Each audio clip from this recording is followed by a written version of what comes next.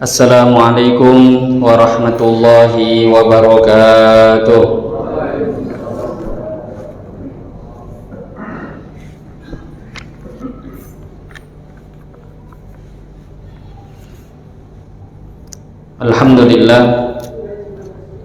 Alhamdulillahilladzi amarna bil ittihadi wal wifaq wa nahana 'anil syiqaqi wan nifaq wa nastaghfiruhu wa natubu ilaihi min su'il af'ali wal akhlaq wa nashhadu an la ilaha illallah wahdahu la syarika lah al muhsinur rahimul khallaq wa nashhadu anna sayyidana wa maulana Muhammadan abduhu wa rasuluhul mab'utsu mutammiman bimakarimil akhlaq.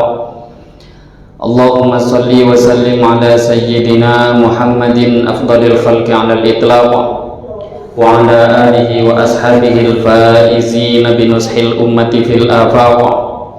Salatan wa salaman daimaini mutalazimaini ila yaumit talaq. Amma ba'd.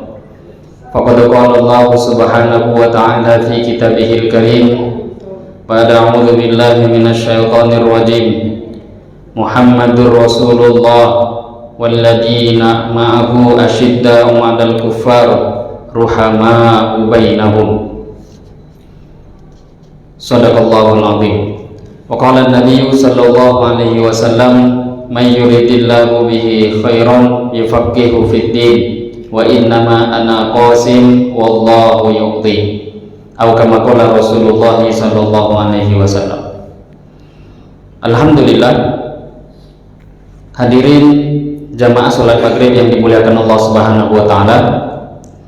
Pertama-tama mari kita bersyukur kepada Allah Subhanahu wa taala dengan mengucapkan alhamdulillahirabbil alamin.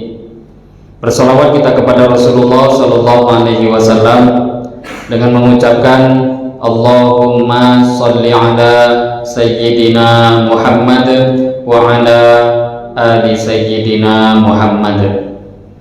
Yang saya hormati Bapak Ketua Masjid beserta pengurus yang hadir pada malam hari ini. Yang saya hormati para alim ulama, tokoh masyarakat cerdik pandai yang juga hadir pada majelis yang mulia ini. Yang saya hormati bapak-bapak, ibu-ibu, hadirin wal hadirat yang tidak bisa disebutkan namanya satu persatu, yang insya Allah kita yang hadir pada majelis yang mulia ini semua mendapatkan rahmat daripada Allah Subhanahu wa ta'ala. Amin ya rabbal alamin.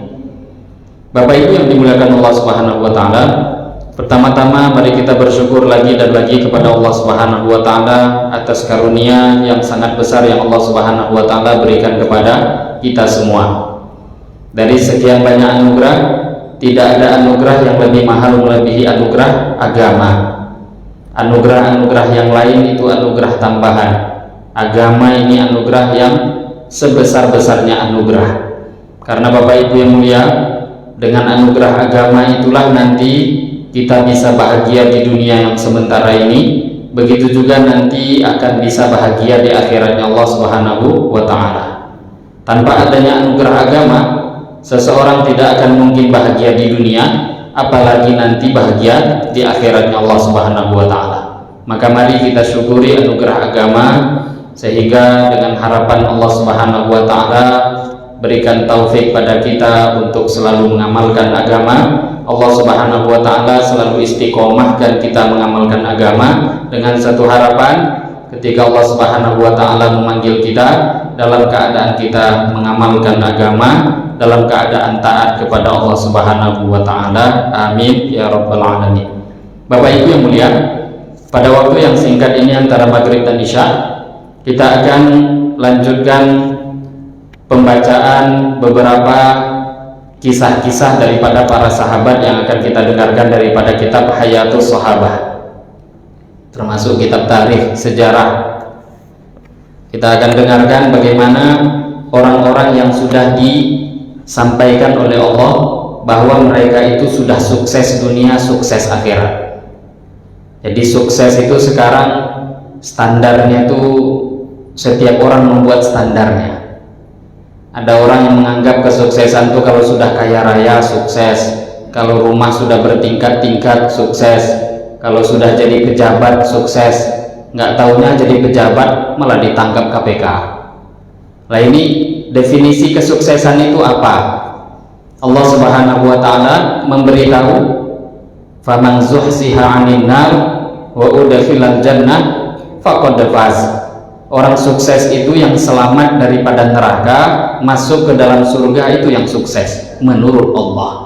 Yang lain mau buat definisi terserah mereka. Maka orang yang sudah sukses, jangankan di akhirat, di dunia saja sudah Allah putuskan mereka itu sudah Allah ridhoi, maknanya pasti masuk surga, pasti selamat dari neraka. Siapa? Sahabat masih hidup sudah diberikan surat jaminan sukses, radhiyallahu anhum wa radu'an. Allah ridho pada mereka, mereka pun ridho pada mereka. Siapa? Para sahabat radhiyallahu ta'ala anhum. Ini yang mau kita dengarkan kisah mereka, sehingga kita bisa tahu apa penyebab mereka itu diridhoi oleh Allah sehingga bisa sukses dunia, sukses akhirat. Wa akhraja Ibnu Abi Dunya Nabi Arakah yaqulu shallaitu ma'aliyin radhiyallahu anhu salatal fajri falamman fatala an yaminihi makatha ka'annahu alaihi ka'aba hatta idza kanat asy-syamsu ala ha'itil masjid qida rumhin shalla rak'atain thumma qalaba yadahu faqala wallahi laqad ra'aitu ashab Muhammadin sallallahu alaihi wasallam fama arliyahum syai'an yushbihuhum laqad kanu yusbihuna sufran syu'than gubran baina a'yunihim ka'amthali rukabil mi'za qad batu lillahi sujjadan wa qiyama yatluna kitaballah yatarawahuna baina jibahihim wa aqdamihim fa idza asbahu fadzakarullah madu kama yamidu syajar fi yaumir rih wa hamalat a'yunuhum hatta tabulla thiyabahum wallahi laka'annal qaum batu ghafilin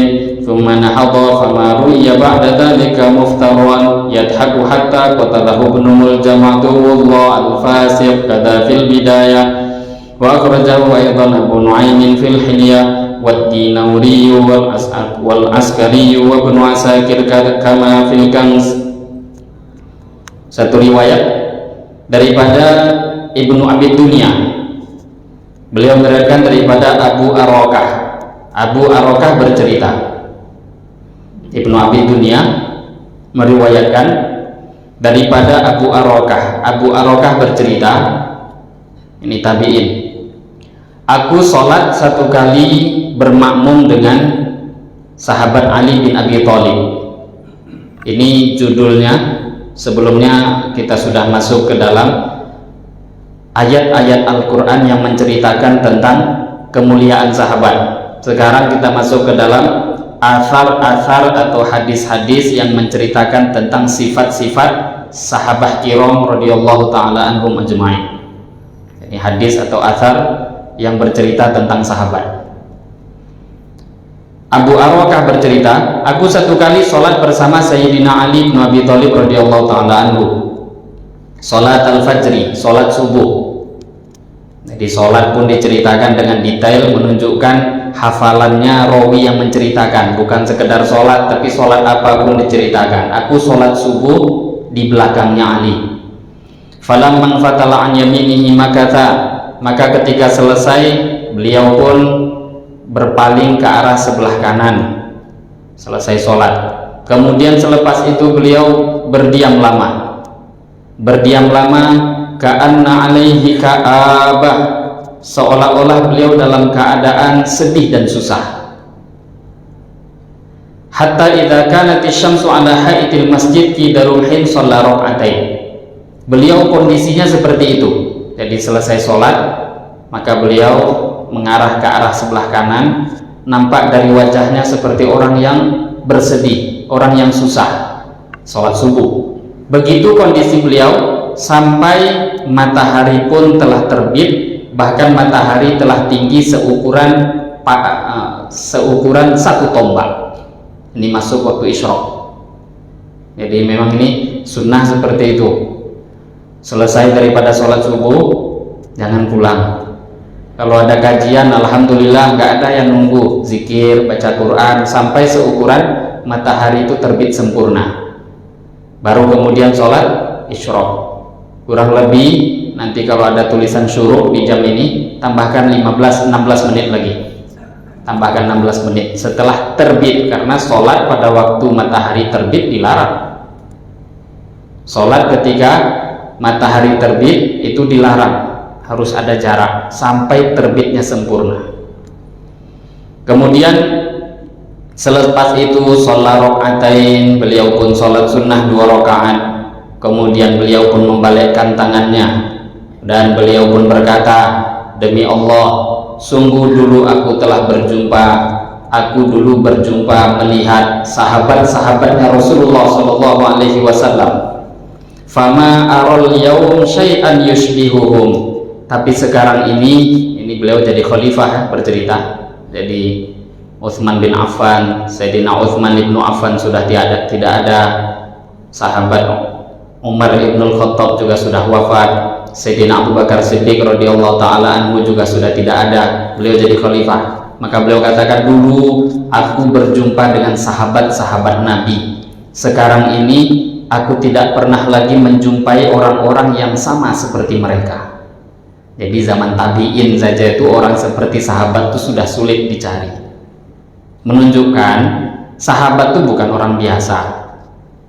Jadi kalau ada orang meremehkan sahabat kan gawat. Apalagi kalau dia mengatakan, Allah itu kan manusia biasa. Ya, dari segi manusianya sama, tapi yang membuat derajat mereka berbeda itu pasti ada kelebihan yang tidak bisa kita capai. Sekarang tidak ada, kata Sayyidina Ali, orang yang aku jumpai yang seperti mereka. Laqad kanu yusbihuna sufran syu'than kubran baina a'yunihim ka'amthali rukabil mi'za. Sungguh mereka itu dulu, para sahabat, kata Sayyidina Ali, kalau sudah pagi-pagi hari, sufran, berwarna kuning badan mereka. Sufran itu yang dimaksud ajsadahum isfarrat li syiddatil ju'. Badan mereka itu menguning, maksudnya kelaparan. Dulu padahal sahabat itu pagi-pagi lapar, makan kurang, minum tidak seperti kita, lapar. Syu'than, rambut mereka pun bahkan aut-autan, tidak terurus seolah-olah seperti itu. Baina a'yunihim ka'amthali rukabil mi'za. Mereka itu rambutnya aut-autan seperti domba. Tahu rambut domba keriting seperti itu. Seperti itu dulu padahal sahabat. Bukan maksudnya yang mau ditiru, enggak. Kondisi dunia mereka itu memprihatinkan. Faqad batu lillahi sujjada wa qiyama yatluna kitaballah yatarawahuna baina jibahihim wa aqdamihim. Tapi walaupun kondisi mereka seperti itu, kondisi dunianya susah payah, tapi mereka telah menginap bermalam-malam. Mereka itu bermalam-malam sujjada wa qiyama, dipenuhi malam mereka dengan sujud dan qiyam, berjumpa dengan Allah. Jadi kalau ada orang kok miskin, meninggalkan agama, kira-kira ada alasan nggak di depan Allah? Ya Allah, saya nggak sholat karena nggak ada makanan, saya nggak sholat, nggak bisa taat pada engkau karena kekurangan ekonomi. Nggak bisa, itu bukan alasan. Yang salah bukan ekonomi, enggak, iman yang bermasalah. Maka sahabat, kondisi mereka seperti itu, kata Sayyidina Ali. Tapi malam hari pun habis-habisan mereka itu sujud, qiyam, sholat malam, berjumpa dengan Allah. Yatluna kitaballah, mereka sibuk membaca Al-Quran. Kalau enggak sholat, berdiri, ruku, sujud, baca Quran. Kemudian mereka pun memanjangkan sujudnya, memanjangkan berdirinya. Istirahat mereka itu ya dengan sujud, istirahat mereka itu dengan ruku pada Allah. Ini sahabat. Sehingga tidak heran kalau sekarang kita ini diajak saja sholat taraweh 1 juz kita geger. Kadang masjid yang buat nggak geger, yang geger masjid tetangga. Yang buat suka, senang, tapi orang lain malah sibuk masuk koran. Ini sholat kenapa panjang-panjang? 1 juz itu biasa. Sahabat bangun mulai isya, rukunya ketika azan subuh. Itu belum 1 rakaat. Abu Rayhanah radhiyallahu ta'ala anhu diceritakan baru saja pulang berjihad. Kita ini yang sudah berumur semua Bapak Ibu yang mulia tahu, kalau mungkin di antara Bapak Ibu jarang berpisah dengan istri suami, tapi kalau ada orang yang pernah pisah agak lama, bukan pisah cerai, dia tinggalkan istri keluarga sementara, nggak usah lama-lama, 1 bulan, gimana rasanya? Lah sahabat ini pergi bertahun-tahun, Abu Raihanah, ketika pulang maka dia katakan pada istri, pulang pergi jihad, istriku, aku mau sholat sunnah dulu sebentar, 2 rakaat. Istrinya nunggu selepas isya, tahu bagaimana rindunya suami istri, baru mulai takbir, baca Al-Fatihah, tahu-tahu azan subuh berkumandang, belum sempat ruku. Istri sudah nunggu di samping, marah-marah, saya apa sudah tidak punya hak? Ini cerita sahabat, maksudnya jangan kita terlalu sombong dengan ibadah yang kita buat, belum apa-apa dibanding mereka. Jadi sahabat kalau tidak bangun sepanjang malam, istirahat mereka dengan sholat. Wa ju'ila qurratu aini fis shalah, kata Nabi, sejuknya mataku, senangnya hatiku, istirahat itu letaknya dalam sholat. Jadi Nabi itu ingin tenang itu sholat, dan itu diambil oleh sahabat, dan seharusnya itu juga mau kita tiru. Dan kan nggak bisa langsung sholat khusyuk langsung terjadi, nggak bisa. Kalau nggak latihan nggak akan datang itu sholat khusyuk. Kenikmatan dalam ibadah tidak akan bisa datang tanpa kita usahakan, nggak bisa. Sholat kalau nggak nikmat menunjukkan rohani sakit. Sama seperti orang kalau makan nggak enak, mati raso, makan kecap udah nggak manis, gula itu sudah tidak manis, garam sudah tidak asin. Ini kira-kira orang ini sakit atau sehat? Sakit. Gula nggak manis, makan ayam bakar sudah nggak enak, nah ini cepat-cepat dibawa ini ke rumah sakit, corona, mati raso. Lah sekarang ada orang sholat nggak ada rasa, zikir nggak ada rasa, baca Quran nggak ada rasa, kemudian bangun tahajud nggak ada rasa, sholat berjamaah itu biasa saja. Ini namanya rohani kita sedang sakit. Sholat itu nikmat, baca Quran itu juga enak, jauh lebih nikmat daripada orang yang mencintai dunia ini. Seperti apa mereka suka dengan benda dunia, agama jauh lebih nikmat daripada itu bagi orang yang rohaninya sehat. Nah kalau rohani sakit, ya orang harus diobati. Nah, sahabat seperti itu. Fa idza asbahu fadzakarahumullah, fa idza asbahu fadzakarullah. Ketika waktu subuh masuk, kata Sayyidina Ali, kalau sudah pagi-pagi, dzakarullah, maka mereka pun berzikir pada Allah. Malam tahajud, sholat panjang-panjang. Kalau sudah waktu subuh masuk, sebelum subuh, wabil asharihum yastaghfirun, ayat Al-Quran. Wabil ashari, dan di waktu sahur, yastaghfirun, mereka meminta ampun kepada Allah. Ini yang dia ngamalkan ayat ini sahabat. Waktu sahur, kalau kita ini ingin paling mudah makbul doa, itu sebelum subuh, namanya waktu sahur. Ketika subuh, zikir pada Allah, mohon ampun, istighfar, baca subhanallah, tahlil, tahmid.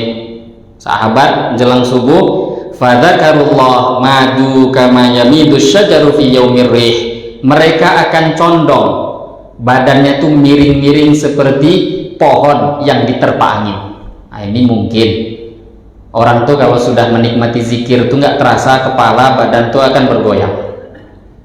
Sahabat buat seperti itu. Yang menceritakan siapa? Sayyidina Ali. Jadi jangan mudah bid'ahkan orang. Kalau mau zikir diam ya nggak apa-apa.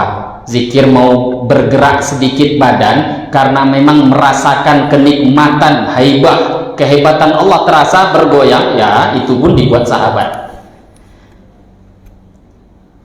Kama madu kama yamidu syajar fi yaumir rih, mereka pun miring badannya seperti miringnya pepohonan ketika diterpa oleh angin.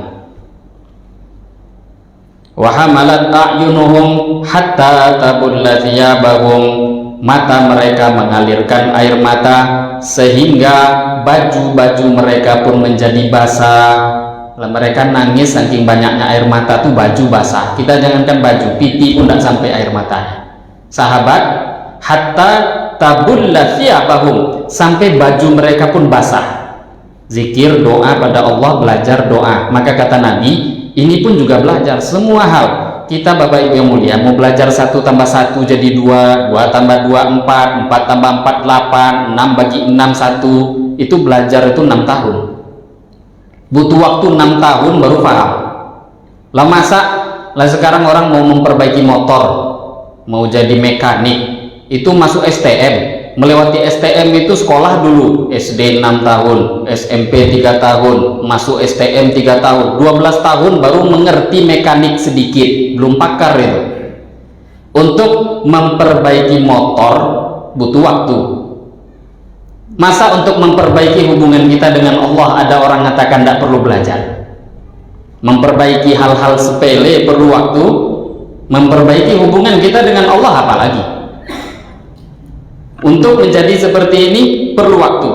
Maka Nabi mengatakan, fatabakau, kalau sudah mau doa nangis, fatabakau, fa'in lam tabaki fatabakau, kalau mau doa itu fabeki, nangis, belajar nangis doa. Nggak bisa nangis, fa'in lam tabaki fatabakau, pura-pura nangislah. Maknanya bukan menjadi munafik, enggak, belajar.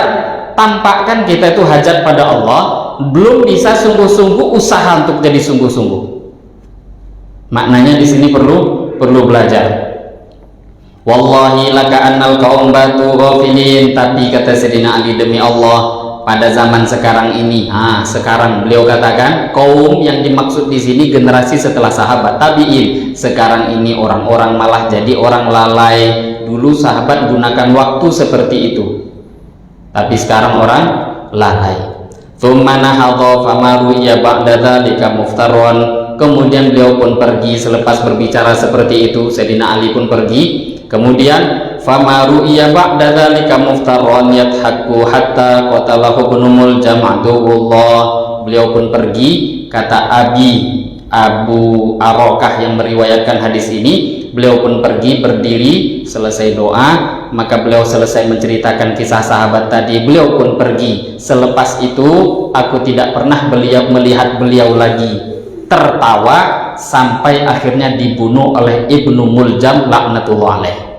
Beliau kan meninggal dunia, terbunuh, syahid. Jadi terus apa nggak boleh tertawa? Boleh. Tertawa itu jangan terlalu banyak. Siapa yang banyak tertawanya di dunia, dia orang yang akan banyak menangisnya di akhirat. Tertawa boleh, senyum boleh, tapi ini sahabat seperti itu. Keadaan-keadaan di dunia ini nggak sampai membuat mereka lupa dengan akhirat. Bahkan setelah melihat menceritakan kisah sahabat seperti tadi, Sayyidina Ali tidak pernah lagi kata Abu Arokah. Ini beliau bercerita dengan apa yang beliau tahu. Selepas itu aku nggak pernah melihat Sayyidina Ali tertawa sampai meninggal dunia. Kata fil bidayah, seperti itu diriwayatkan dalam kitab Al-Bidayah. Wa akhraja Abu Nu'aimin aidan an Nabi Shalihin qala dakhala Dirar bin Dhamra al-Kinani ala Muawiyah faqala lahu sifli aliyan. Abu Nu'aim telah meriwayatkan juga daripada Abu Shalih, tadi riwayat Abu Nu'aim, sekarang juga Abu Nu'aim dalam kitab Hilyatul Awliya. Abu Nu'aim menceritakan daripada Abu Shalih. Abu Shalih berkata, dakhala Dirar ibnu Dhamrah al-Kinani, satu orang tabi'in namanya Dirar ibnu Dhamrah al-Kinani telah masuk berjumpa dengan Muawiyah radhiyallahu taala anhu. Kita tahu siapa Muawiyah? Beliaulah yang pada waktu itu terjadi fitnah di zaman itu sampai terjadi pertempuran sivil Sayyidina Ali dengan Sayyidina Muawiyah. Kita Ahlus Sunnah wal Jamaah tidak berkomentar sedikit pun dengan apapun yang terjadi di kalangan sahabat. Ini Ahlus Sunnah. Sayyidina Ali dengan Sayyidina Muawiyah kedua-duanya mujtahid. Mujtahid itu salahnya pun dapat pahala. Ini mujtahid, tapi kalau belum mujtahid kok gali-gali hukum, ya masuk neraka. Belum lagi level mujtahid, dia ijtihad, salah. Tapi keduanya di sini Sayyidina Ali ijtihad, Muawiyah juga ijtihad. Kedua-duanya memang para ulama ahlu sunnah mengatakan Sayyidina Ali berada dalam pihak yang benar, Sayyidina Muawiyah salah, tapi salahnya pun sudah diampuni oleh Allah. Lah kalau orang sudah diampuni Allah, masa kita ikut campur? Dan dari kisah ini nanti kita tengok, mereka itu sahabat bertempur, berkelahi, bertempur itu sahabat kan manusia, wajar. Nah sekarang ini hati-hati dengan satu golongan namanya Syiah. Syiah ini mencaci maki Muawiyah sampai mengatakan kafir. Itu keluar daripada ahlu sunnah wal jamaah. Bahkan orang yang mencaci maki para sahabat dihitung kafir. Mencaci Abu Bakar Siddiq radhiyallahu taala anhu kafir. Mencaci Sayyidina Umar Ibnul Khattab, mencaci Sayyidina Utsman, siapapun sahabat dia caci, kafir. Dan ini ciri-ciri orang Syiah. Biasanya mereka punya satu senjata untuk mengelabui orang-orang ahlu sunnah wal jamaah kita. Mereka kelabui, dia katakan, ya kami nggak setuju untuk mencaci sahabat, tapi kalau sahabat mencaci sahabat bagaimana menurut kamu? Abu Bakar mencaci Fatimah, Fatimah mencaci Abu Bakar, bagaimana menurut kamu? Ini biasanya mereka katakan, jadi kami nggak caci, yang caci itu sahabat lain, jadi kami pakai ucapan sahabat itu untuk mencaci Abu Bakar. Boleh atau tidak? Ya nggak boleh. Jangankan Abu Bakar, kita saja punya bapak ibu, kalau berkelahi kemudian mereka caci mencaci satu sama lain, anak nggak usah ikut campur. Bapak ibu kita berkelahi, biarkan. Anak tetap posisi anak, tidak bisa dia naik derajat menjadi orang yang setara dengan bapak dan ibunya. Tahu-tahu karena membela ayahnya, apakah boleh anak mencaci ibunya? Woi kurang ajar mak, amak kurang ajar mak, boleh? Nggak boleh. Atau sebaliknya, dia caci bapaknya karena membela ibunya, nggak boleh. Mereka biarkan dengan perkelahian mereka. Anak punya posisi jadi anak. Ini urusan anak dengan orang tua. Bagaimana dengan urusan sahabat? Sahabat itu jauh lebih mulia dari orang tua kita. Sahabat itu jauh lebih mulia dari orang tua kita. Abu Bakar Siddiq itu jauh lebih mulia dari orang tua kita. Maka tidak bisa, tidak boleh mencaci maki para sahabat. Mencaci sahabat kafir, keluar dari agama Islam. Ini hati-hati aliran Syiah sekarang. Nampak seperti baik, tapi merusak akidah umat Islam. Nah, Sayyidina Muawiyah yang ribut dengan Sayyidina Ali, coba kita tengok. Yang dicaci oleh orang-orang yang katanya ngaku cinta dengan Sayyidina Ali, mereka caci Sayyidina Muawiyah. Dirar ibnu Dhamrah al-Kinani datang berjumpa dengan Muawiyah. Kemudian berkatalah Muawiyah kepada Dirar bin Dhamrah tadi.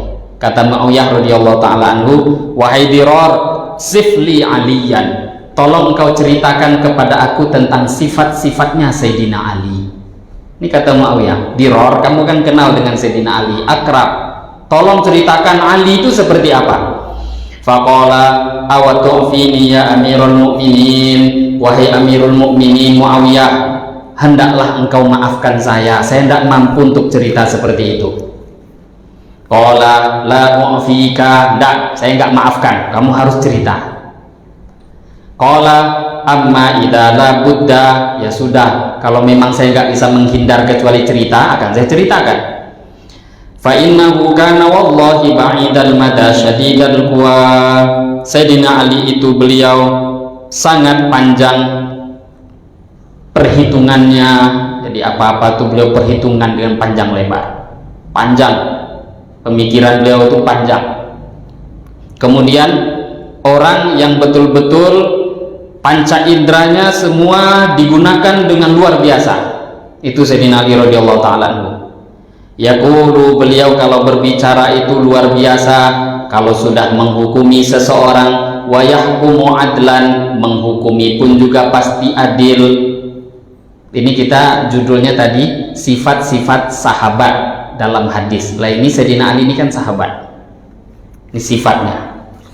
Yatafajjarul ilmu min jawadibihi, ilmu-ilmu telah memancar daripada badan-badan beliau. Kalau di mana berada tuh ilmu saja keluar. Maka satu orang bertanya pada Rasulullah SAW, ya Rasulullah, siapa kawan yang baik? Kata Nabi, kawan yang baik adalah orang yang ketika engkau melihat dia, engkau teringat kepada Allah. Ketika engkau duduk dalam majelisnya, ilmu engkau bertambah. Jadi kalau mau cari kawan, seperti itulah cari. Kalau enggak, itu bukan kawan, enggak berguna dunia, apalagi akhirat. Kemudian watantiqul hikmah, beliau kalau berbicara yang keluar dari mulutnya adalah hikmah. Kalau bicara tuh bukan pembicaraan yang tidak ada berharga, mesti hikmah, kata-kata mutiara yang keluar daripada mulut Sayyidina Ali radhiyallahu taala anhu. Yastauhishu minad dunya wa zahratiha, beliau begitu takut menghindari dunia dan keindahan-keindahan dunia. Ini namanya zuhud. Wa yasta'nisu bil-laili wa dhulmatihi, malam hari beliau selalu habiskan amal, sibuk bangun malam di kegelapan malam. Tawilal fikrah, beliau ini selalu fikir, maknanya fikir pada umat. Wa yukhatibu nafsahu yu'jibuhu minal libasi ma qasura, pakaian yang beliau sukai adalah pakaian yang sangat sederhana. Kalau berpakaian yang dia suka yang sederhana.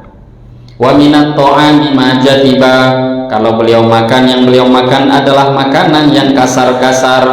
Sekarang kita makanan yang paling mahal, paling lembut. Sahabat seperti ini kondisi mereka. Kana wallahi ka ahadina yudnina ida atainahu, demi Allah beliau Sayyidina Ali itu sama seperti salah seorang di antara kita. Padahal Amirul Mukminin, bukan presiden ya, presiden satu negara, Amirul Mukminin satu dunia, pimpinan satu dunia. Tapi kata Diror tadi, beliau sama seperti kita, walaupun beliau itu Amirul Mukminin. Kalau kita datang, maka kita akan didekatkannya untuk berbicara mudah dengan dirinya.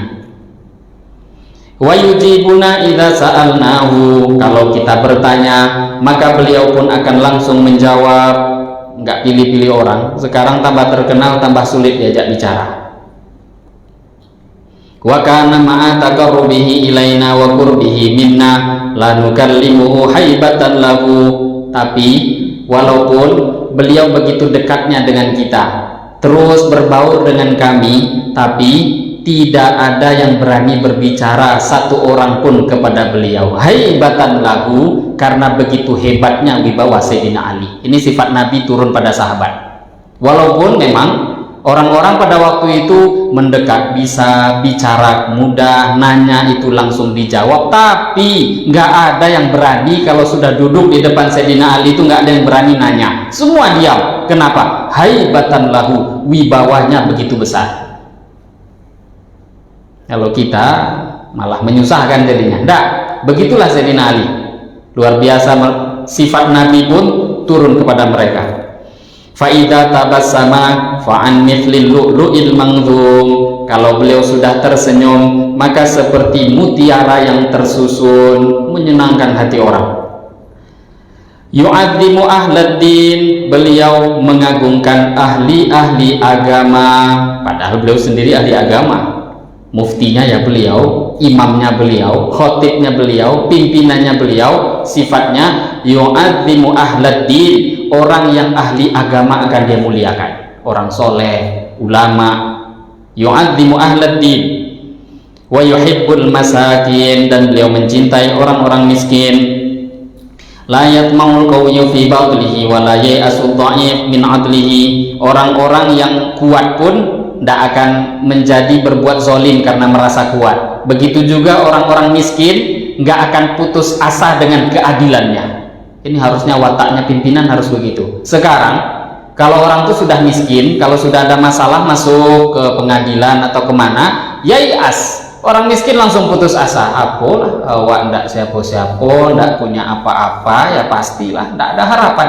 Yai'as, miskin langsung putus asa. Tapi Sayyidina Ali sifat diterangkan, wala yai'asud dha'if min adlihi, orang-orang lemah, orang-orang miskin kalau sudah diputuskan Sayyidina Ali jadi pimpinan pada waktu itu, jadi hakim, orang-orang miskin pun tidak akan berputus asa. Sekarang belum maju udah putus asa, apalagi maju diurus nggak usah lah, nggak usah lah, itu kan putus asa.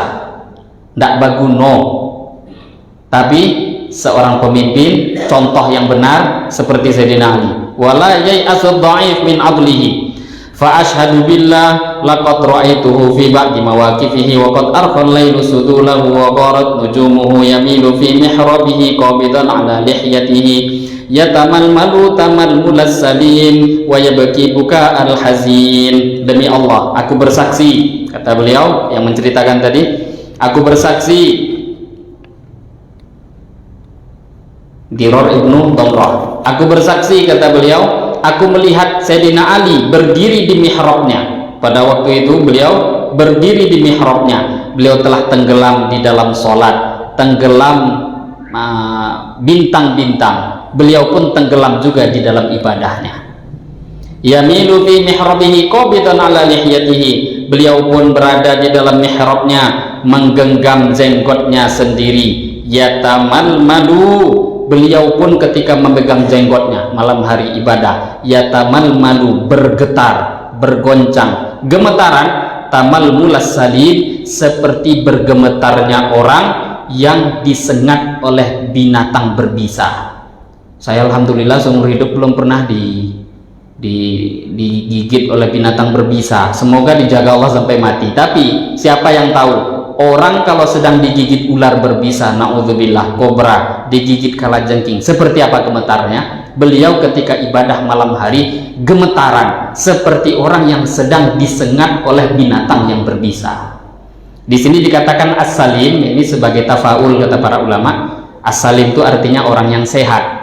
Jadi orang-orang Arab dulu kalau nengok orang yang disengat oleh binatang berbisa, malah dikatakan salim, ini orang sehat. Maknanya doa, semoga cepat sehat ya gitu. Padahal ini orang kan disengat. Bahasa Arabnya itu salim, digunakan oleh orang-orang Arab pada waktu itu. Ini diterangkan dalam syarah. Faka'anni wa yabki buka al-hazin. Kemudian selepas itu beliau akan menangis seperti orang yang susah. Faka'anni asma'ul an wa huwa yaqulu ya Rabbana. Seolah-olah sekarang pun saya sedang melihat beliau berdoa mengucapkan ya Rabbana, wahai Tuhanku, wahai Tuhanku, wahai Tuhan kami. Yatadarra'u ilaihim thumma yaqulu lid dunya. Kemudian selepas habis doa, Sayyidina Ali pun berkata kepada dunia. Beliau, dunia itu tidak nampak tapi bisa diajak bicara. Apa kata Sayyidina Ali selepas sholat ibadah? Ilayya tagarrarti, wahai dunia, kamu mau menipu saya? Ilayya tasyawwafti, wahai dunia, apakah engkau mau menipu saya? Engkau menghias diri, mempercantik diri, ingin menipu saya, kata Sayyidina Ali pada dunia. Hayhata, hayhata, ini kalimat dari Al-Quran, artinya ba'uda, ba'uda, oh terlalu jauh, tidak bisa kamu nipu saya. Mau memperindah diri, mempercantik diri, wahai dunia, ingin menipu saya, hayhata, hayhata, maknanya ba'uda, ba'uda, terlalu jauh, tidak bisa kamu nipu saya. Ya memang bagaimana cara dunia menipu para sahabat, sifat mereka seperti ini, amal mereka begitu luar biasa. Hurri ghairi, hurri ghairi, tipu saja orang selain aku, cari yang lain, saya nggak bisa kamu tipu. Hurri ghairi, tipu yang lain. Qad battattuki thalathan, saya sudah talak engkau talak 3. Nggak bisa kamu mau balik rujuk, ndak. Dunia engkau sudah ku talak 3. Ini kata Sayyidina Ali. Fa umruki qasirun, bagaimana aku cinta pada engkau, umurmu dunia terlalu pendek. Wa majlisuki haqir, majlis-majlis dunia itu hina dan rendah. Ini bukan saya ngomong, Sayyidina Ali. Wa khatruki yasir, dan kemuliaan yang engkau berikan itu yasir, terlalu kecil. Ini kalimat kalau bahasa Indonesianya aduh, aduh. Apa gunanya juga untuk mencari engkau? Min qillatiz zat wa bu'dis safar. Aduh, aduh, kata Sayyidina Ali. Min qillatiz zat, bekal yang aku siapkan itu baru sedikit. Wa bu'dis safar, sedangkan safar perjalanan masih panjang. Sayyidina Ali merasa seperti itu, maka bagaimana kira kita dengan kita? Wa wahsyatit thariq, dan perjalanan pun penuh dengan ketakutan. Fawakafat dumu'u Muawiyah. Setelah mendengarkan cerita Diror tadi, kan Muawiyah minta dengar ceritakan sifat Sayyidina Ali. Maka Diror pun bercerita. Selesai Diror bercerita tentang sifatnya Sayyidina Ali, maka Sayyidina Muawiyah pun tahu-tahu ternyata tiba-tiba jenggot beliau pun telah basah dengan air mata. Ini orang bertempur, berkelahi seperti ini. Sahabat, ada kira-kira dengan orang-orang di zaman sekarang berkelahi sampai saling doakan, dengarkan kisah lawannya dia menjadi terharu dan sedih? Seperti inilah sahabat. Maka Sayyidina Muawiyah pun mengatakan, kada kana Abul Hasan rahimahullah. Seperti itulah memang kondisinya Abul Hasan Sayyidina Ali radhiyallahu taala anhu. Kemudian selepas selesai bercerita Diror, Sayyidina Muawiyah pun bertanya lagi, kaifa wajaduka alaihi ya Diror, aku sekarang ingin bertanya juga, ingin tahu bagaimana kesedihan engkau sekarang setelah Sayyidina Ali sudah tidak ada. Bagaimana kesedihan hati engkau? Kaifa wajaduka itu hiznuka. Kesedihan apa yang kau rasakan ketika Sayyidina Ali sudah tidak ada? Qala wajdu man biha wahiduha. Diror pun menjawab, kesedihanku itu sama seperti kesedihan seorang ibu yang anaknya disembelih. Wajdu man biha wahiduha fi hijriha. Kesedihan seperti seorang ibu, anak satu-satunya disembelih, dibunuh di pangkuannya sendiri. Seperti itu sedihnya aku ketika Sayyidina Ali sudah tidak ada. La tarqa dam'atuha wa la yaskunu husnuha. Maka setelah bercerita seperti itu, tidak henti-henti, tidak putus-putusnya, tidak habis-habisnya air mata keluar daripada Diror dan Sayyidina Muawiyah radhiyallahu taala anhu, sampai kesedihannya pun juga tidak habis. Nah, ini maksud cerita tadi. Di sini judulnya adalah sifat-sifat para sahabat radhiyallahu taala anhum yang diceritakan di dalam hadis. Ini diantaranya sahabat Sayyidina Ali ibnu Abi Thalib radhiyallahu taala anhu. Wa akhraja Abu Nuaim. Abu Nuaim telah meriwayatkan daripada Qatadah. Qatadah telah berkata, Su'ila Ibnu Umar radhiyallahu taala anhuma. Ibnu Umar telah ditanya, hal kana ashabun Nabi sallallahu alaihi wasallam yadhakun? Ibnu Umar radhiyallahu taala anhu ditanya, apakah sahabat-sahabat Nabi itu juga pernah tertawa? Sahabat itu tertawa apa enggak? Pernah ketawa atau tidak? Qala na'am. Maka Ibnu Umar radhiyallahu taala anhu mengatakan, iya, mereka pun juga tertawa, bukannya mereka enggak pernah tertawa. Wal imanu fi qulubihim a'dhamu minal jibal. Akan tetapi iman di dalam hati mereka lebih kokoh daripada gunung. Enggak merusak hati ketika mereka tertawa. Itu sahabat. Kada fil hilyah, begitulah diceritakan dalam kitab Hilyatul Auliya. Wa akhraja Hannad telah meriwayatkan an Sa'id bin Umar Al-Qurashi, daripada Sa'id bin Umar Al-Qurashi, anna Umar, sesungguhnya Sayyidina Umar radhiyallahu taala anhu, ro'a telah melihat rufqatan, satu rombongan min ahli Yaman, daripada negeri Yaman, rihaduhumul udum, kendaraan mereka pada waktu itu berlapiskan kulit-kulit binatang. Faqala, maka Sayyidina Umar mengatakan, man ahabba ayyang dura ila syabahin kanu bi ashabi Rasulillah sallallahu alaihi wasallam falyanzur ila haula. Ketika rombongan itu datang, ada satu rombongan dari Yaman, sifat-sifat mereka nampak oleh Sayyidina Umar. Maka kata Sayyidina Umar, siapa yang ingin menengok orang-orang yang mirip-mirip dengan sahabat, tengok rombongan ini. Kata Sayyidina Umar, ada satu rombongan dari Yaman datang. Siapa yang mau nengok orang-orang yang mirip sahabat, pandang, tengoklah mereka. Kada fi Kanzul Umar, begitulah diceritakan dalam kitab Kanzul Umar. Dari hadis yang terakhir ini, riwayat yang terakhir, bisa kita fahami bahwa di situ pentingnya meniru sahabat, dan ternyata ketika ada orang yang meniru sahabat langsung dipuji oleh Sayyidina Umar bin Khattab radhiyallahu taala anhu. Jadi kita mau niru-niru ini harus ada. Kan watak asli manusia kan kita mau cari orang yang mau jadi idola. Siapa yang pantas diidolakan? Semua orang, anak kecil pun kan mencari Superman jadi idola, Batman jadi idola, jagoan-jagoan jadi idola. Apalagi kita yang dewasa juga mencari idola. Tidak ada yang pantas kita cari dalam kehidupan di dunia yang jadi idola. Tidak ada yang pantas. kecuali Nabi dan para sahabat. Yang selain mereka itu tipu-tipu aja semuanya. Kalau sahabat ini betul-betul orang hebat dunia, hebat juga di akhirat. Maka fa'rifuhum, ini kata Sayyidina Abdullah bin Mas'ud, fa'rifuhum, maka kalian kenalilah mereka. Perlu kita kenal dulu sahabat. Wa tashabbahu, kemudian setelah kenal barulah kalian bisa ikuti, tiru kehidupan mereka. Lah kalau nggak kenal bagaimana mau ditiru?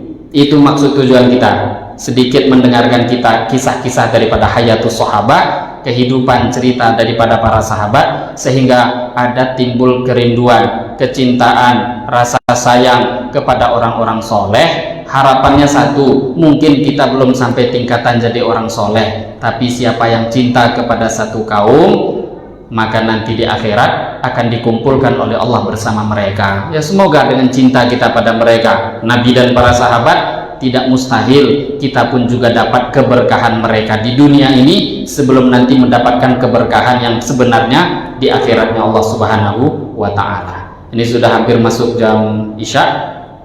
Sampai di sini kajian kita. Mungkin di antara Bapak Ibu ada yang tidak bertanya sebelum masuk waktu Isya, dipersilahkan. Kalau tidak, kita tutup doa kifarah majelis. Ada yang tidak bertanya? Saya kira cukup. Ada. Nah, silakan Pak.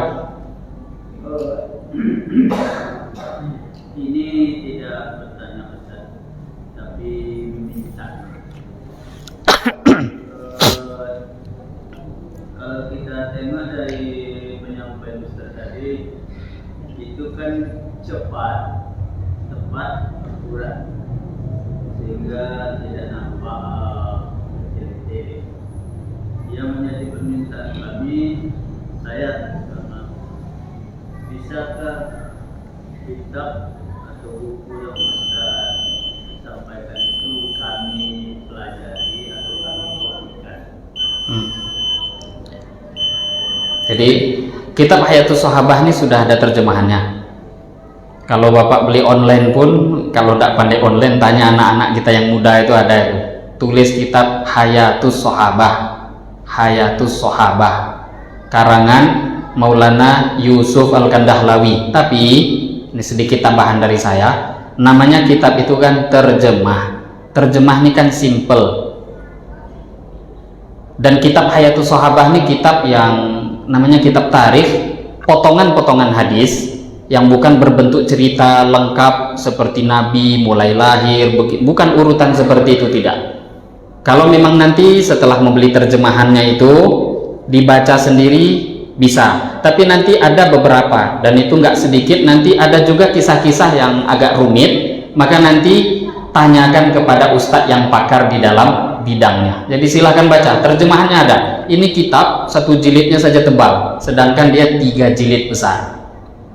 Kalau dikatakan hatam kapan, ya insya Allah kita baca sedikit-sedikit berfaedah, lebih baik daripada banyak yang mungkin tidak bisa kita ingat. Jadi kalau ingin membaca terjemahannya ada, Hayatus Sahabah karangan Maulana Yusuf Al-Kandahlawi rahimahullah ta'ala.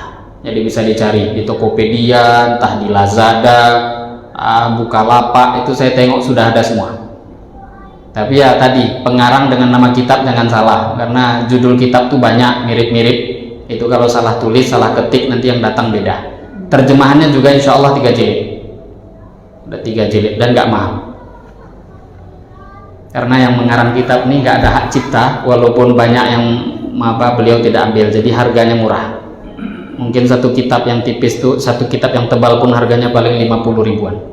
3 jilid berarti 150 ribu, kurang lebih, saya lupa. Karena itu beliau tidak mengambil hak cipta, hak ciptanya murni pahala di akhirat. Mungkin ada yang nggak bertanya sebelum kita sholat isya? Jadi alhamdulillah, saya kira cukup. Demikian Bapak Ibu yang mulia yang bisa kita bahas pada kesempatan kali ini. Semoga berfaedah. Lebih kurangnya saya mohon maaf. Kita tutup dengan doa kifarah majlis. Subhanallah bihamdihi, subhanakallah bihamdika, asyhadu an la ilaha illa anta astaghfiruka wa atubu ilaik. Wabillahi taufiq wal hidayah. Wassalamualaikum warahmatullahi wabarakatuh.